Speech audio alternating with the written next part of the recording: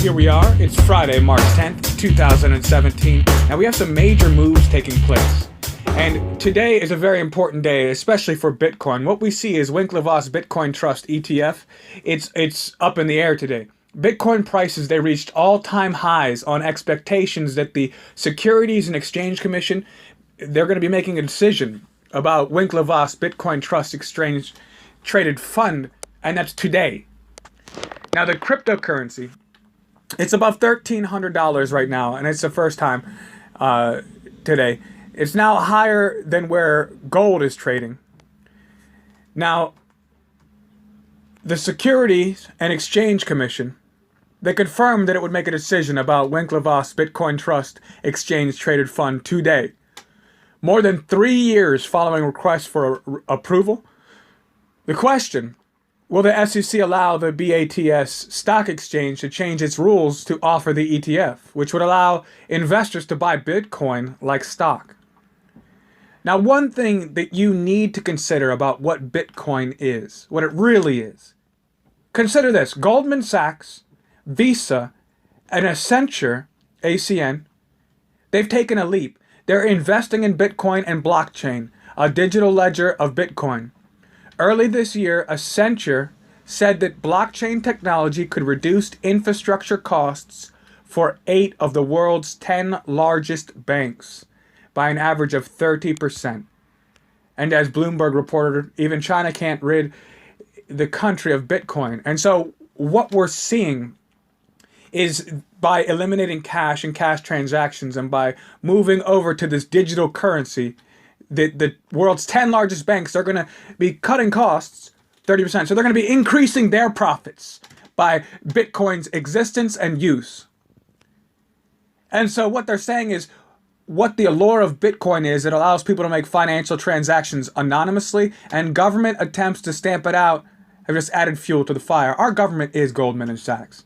Pay attention to some of the appointees. Our government is Goldman and Sachs. And so what government attempts to stamp it out have taken place in the United States?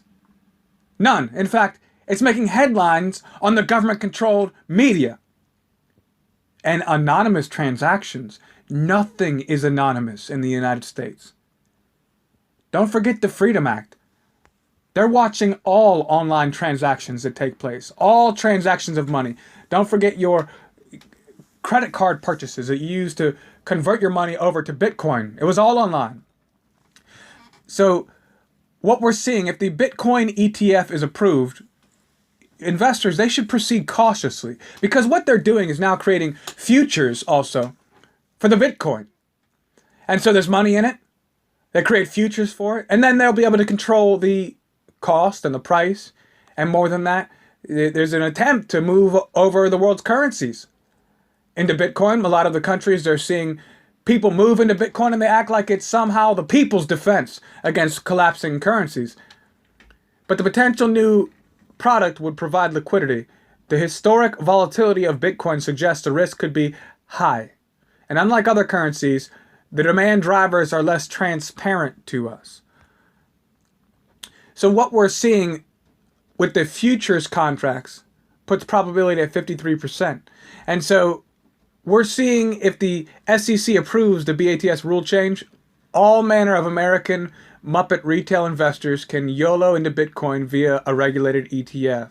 The pool of eligible money that can easily obtain exposure to Bitcoin will dramatically rise, and there are various predictions about the amount of money that could flow into Bitcoin. In short, it will be huge. And so if this rule change is denied, the price will quickly test $1,000. Due to underlying bullishness in the market, traders will BTFD.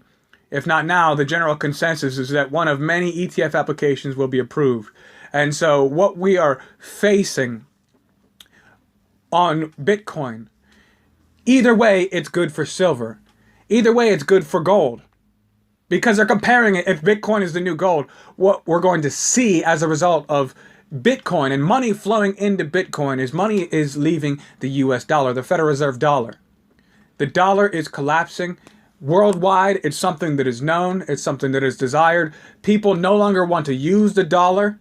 They no longer want to use government-controlled currencies. That's why this is taking storm. And also, it might have something to do with the fact that 8 out of 10 of the world's largest banks, they increased their profits by 30% by people using Bitcoin. So it might have a little something to do with it. But besides that, we're going to see increasing pressure on the value of the dollar and volatility in the dollar, which will look very bullish for precious metals.